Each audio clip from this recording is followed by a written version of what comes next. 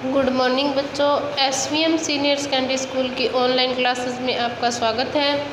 कक्षा 7th हमारा चौथा लेसन चल रहा था मुग़ल साम्राज्य। ठीक है, हमने बाबर और हुमायूं के बारे में पढ़ लिया था। बाबर 1526 से 1530 तक शासन किया, हुमायूं ने 1530 से 1556 तक शासन किया, है ना। फिर है हमारे पास अकबर, जहांगीर, शाहजहाँ, औरंगजेब। ठीक है, तो शुरू करते हैं अकबर। अकबर ने 1556 से 1605 ईस्वी तक शासन किया। अब इसके शासनकाल में क्या क्या घटनाएं हुई उनके बारे में जानेंगे।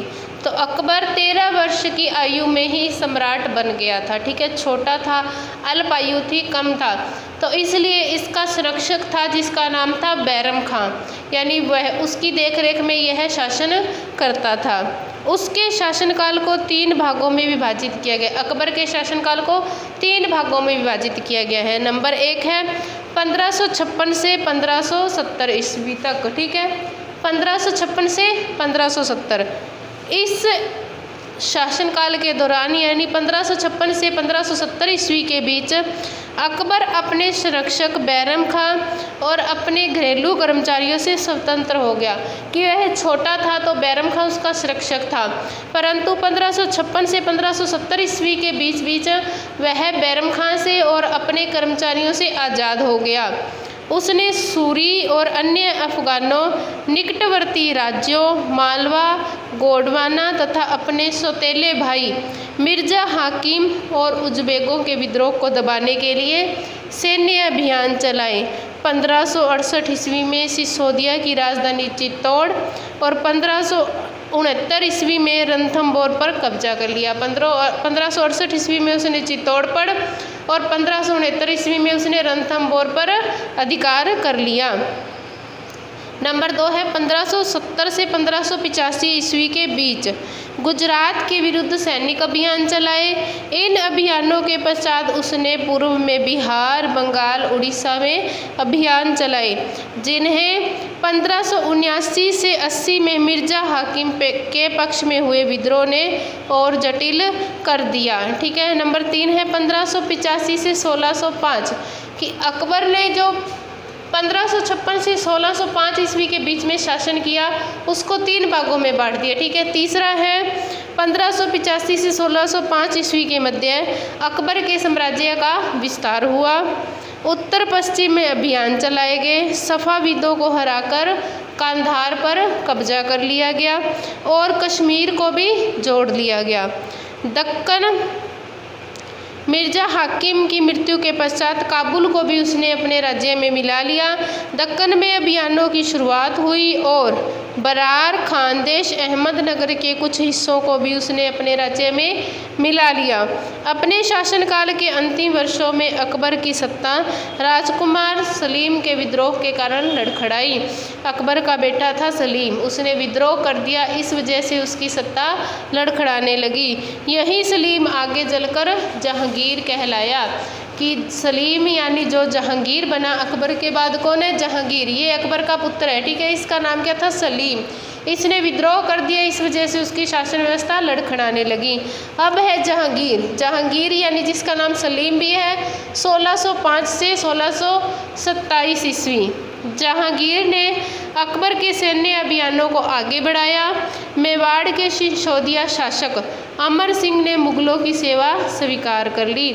मेवाड़ था, उसका शासक था सिसोदिया का अमर सिंह, उसने मुगलों की अधीनता स्वीकार कर ली। इसके बाद सिखों, अहोमों और अहमदनगर के खिलाफ अभियान चलाए गए जो पूर्णतः सफल नहीं हुए। जहांगीर के शासनकाल के अंतिम वर्षों में राजकुमार खुर्रम, जो बाद में शाहजहाँ बना, जहांगीर का नाम सलीम था, शाहजहाँ का क्या था? खुर्रम, इसने विद्रोह कर दिया। जहांगीर की पत्नी नूरजहाँ ने शाहजहाँ को हाशिए पर धकेलने के प्रयास किए जो असफल है। कि जहांगीर की पत्नी थी नूरजहाँ, इसने अपने पति को मारने की कोशिश की परंतु असफल रही। फिर है शाहजहाँ, शाहजहाँ का नाम क्या था? खुर्रम, ये है 1627 से 1658 ईस्वी। दक्कन में शाहजहाँ के अभियान जारी रहे। अफगान अभिजात खान जहान लोदी ने विद्रोह किया और पराजित हुआ। अहमदनगर के विरुद्ध अभियान हुआ जिसमें बुंदेलों की हार हुई और ओरछा पर कब्जा कर लिया गया। उत्तर पश्चिम में बलख पर कब्जा करने के लिए उज़्बेकों के विरुद्ध अभियान हुआ जो असफल रहा। परिणाम स्वरूप कंधार सफ़ाविदों के हाथ में चला गया। जिस कंधार को जीता था अकबर ने सफ़ाविदों से, वो शाहजहाँ के काल में वापस उन्हीं के हाथों में चला गया। ठीक है। 1632 ईस्वी में अहमदनगर के मुगलों के राज्य में अहमदनगर को मुगलों के राज्य में मिला लिया गया और बीजापुर की सेनाओं ने सुलह के लिए निवेदन किया। 1657-58 में शाहजहाँ के पुत्रों के बीच उत्तराधिकार को लेकर झगड़ा शुरू हो गया। ठीक है। उसमें औरंगजेब विजय हुआ और उसने दारा सिक्कों समेत तीनों भाइयों को मौत के घाट उतार दिया। उत्तराधिकार युद्ध किन के बीच हुआ? शाहजहाँ के पुत्रों के बीच। शाहजहाँ का पुत्र औरंगजेब था जो विजयी हुआ, उसने बाकी अपने भाइयों को हराकर उन्हें मार दिया। शाहजहाँ की शेष जिंदगी के लिए आगरा में कैद कर लिया। औरंगजेब ने शाहजहाँ को बाद में आगरा के किले में कैद कर दिया। फिर है औरंगजेब। शाहजहाँ का पुत्र है औरंगजेब। औरंगजेब है 1658 से 1707 ईस्वी। 1658 से 1707। देखो बाबर का शासन है 1526 से 1530। 30 में हुमायूं शासक बनता है, ये बनता है 1556 ईस्वी तक। 56 में अकबर शासक बनता है 1605 ईस्वी तक। फिर 1605 ईस्वी में जहांगीर शासक बनता है 1627 ईस्वी तक। 1627 ईस्वी में शाहजहाँ शासक बनता है 1658 ईस्वी तक। फिर 1658 में औरंगजेब शासक बनता है 1707 ईस्वी तक। तो औरंगजेब को पढ़ते हैं। 1663 ईस्वी में उत्तर पूर्व में अहोमों की पराजय हुई। उन्होंने 1680 ईस्वी में पुनः विद्रोह कर दिया। उत्तर पश्चिम में यूसुफजई और सिखों के विरुद्ध अस्थायी अभियानों में सफलता मिली। मारवाड़ के राठौड़ राजपूतों ने मुगल शासकों के खिलाफ विद्रोह किया। इसका कारण उनकी आंतरिक राजनीति और उत्तराधिकार के मसलों का हस्तक्षेप। मराठा सरदार शिवाजी के विरुद्ध मुगल अभियान प्रारंभ हुए, परंतु औरंगजेब ने शिवाजी का अपमान किया। शिवाजी आगरा स्थित मुगल कैद खाने से भाग निकले। उन्होंने अपने आप को स्वतंत्र शासक घोषित कर दिया और घोषित करने के बाद मुगलों के विरुद्ध अभियान चलाए। राजकुमार अकबर ने औरंगजेब के विरुद्ध विद्रोह किया। अब औरंगजेब का पुत्र है अकबर, ठीक है, उसने विद्रोह किया जिसमें उसे मराठों और दक्कन की सल्तनत का सहयोग मिला। अतः वह सफ़ाविद ईरान भाग गया। अब पहले तो अकबर है, ये वाला अकबर नहीं, औरंगजेब का पुत्र है जिसका नाम भी उसने अकबर रखा। ठीक है। ये तो जहांगीर के पिताजी है। फिर ठीक है, जहांगीर शाहजहाँ के पिताजी है। शाहजहाँ किसके? औरंगजेब के। तो अकबर तो इसके दादा परदादा में हुआ, परंतु इस औरंगजेब का पुत्र था, उसका नाम भी क्या था? अकबर था। अकबर के विद्रोह के पश्चात औरंगजेब ने दक्कन के शासकों के विरुद्ध सेनाएं भेजी। 1685 ईस्वी में बीजापुर और 1687 ईस्वी में गोलकुंडा को मुगल राज्य में मिला लिया गया। 1698 ईस्वी में औरंगजेब ने दक्कन में मराठों जो छापामार पद्धति का उपयोग कर रहे थे, मराठा कौन थे? शिवाजी ने किस पद्धति का उपयोग किया? छापामार पद्धति का उपयोग किया। उनके विरुद्ध अभियान भेजे। ठीक है। औरंगजेब को उत्तर भारत में सिखों, जाटों, सतनामियों, उत्तर पूर्व में अहोमों और दक्कन में मराठों के विद्रोह का सामना करना पड़ा। उसकी मृत्यु के पश्चात भी उत्तराधिकार के लिए युद्ध शुरू हो गए कि मैं इस राज्य का उत्तराधिकारी बनूंगा, मैं इस राज्य का बनूंगा। उसके पुत्रों में भी उत्तराधिकार का युद्ध शुरू हो गया था।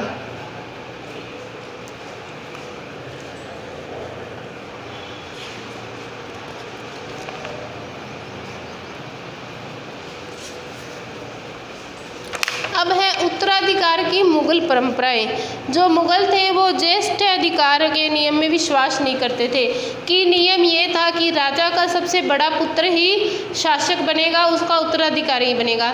लेकिन मुगल थे वो इस नियम को नहीं मानते थे कि सबसे बड़ा ही पुत्र राजा बने, जिसमें ज्येष्ठ पुत्र अपने पिता के राज्य का उत्तराधिकारी होता था। इसके विपरीत उत्तराधिकार में वे शहदायद की मुगल और तैमूर वंशों की परंपरा को अपनाते थे, जिसमें उत्तराधिकार का विभाजन समस्त पुत्रों में कर दिया जाता था। कि वो किस परंपरा को अपनाते थे? तैमूर वंशों की। उसमें क्या था कि सभी को बराबर भाग बांट दिए जाते थे राज्य के। ठीक है, फिर है आगे मुगलों के अन्य शासकों के साथ संबंध। मुगलों ने अन्य शासकों के विरुद्ध लगातार अभियान चलाए, जिन्होंने उनकी सत्ता को स्वीकार करने से इनकार कर दिया। जब मुगल शक्तिशाली हो गए तो कई अन्य शासकों ने स्वेच्छा से उनकी सत्ता स्वीकार कर ली। कि जब मुगल ज़्यादा शक्तिशाली हो गए तो फिर दूसरे राजाओं के पास और कोई चारा ही नहीं था, उन्होंने उनकी सत्ता स्वीकार कर ली। राजपूत इसका एक अच्छा उदाहरण है। अनेकों ने मुगल घराने में अपनी पुत्रियों का विवाह कर दिया और उच्च पद प्राप्त किए। कि मुगलों से अपनी पुत्रियों का विवाह कर दिया और ऊंचे ऊंचे पद प्राप्त कर लिए, परंतु कईयों ने विरोध भी किया। कि सभी ने शादियाँ नहीं, कईयों ने उसका विरोध भी किया।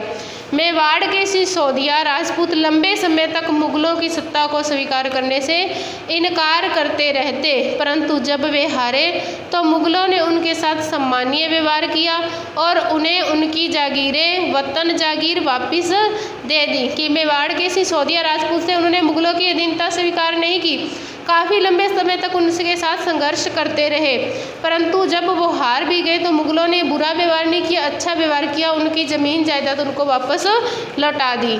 पराजित करने परंतु अपमानित न करने के बीच सावधानी से बनाए गए संतुलन की वजह से मुगल भारत के अनेक शासकों और सरदारों पर अपना प्रभाव बढ़ा पाए। कि अब दूसरे सरदारों ने सोचा कि हार भी जाते हैं तो बुरा व्यवहार तो नहीं करते, इस वजह से उनकी थोड़ी अच्छी पदवी बन गई। किनकी? मुगलों की।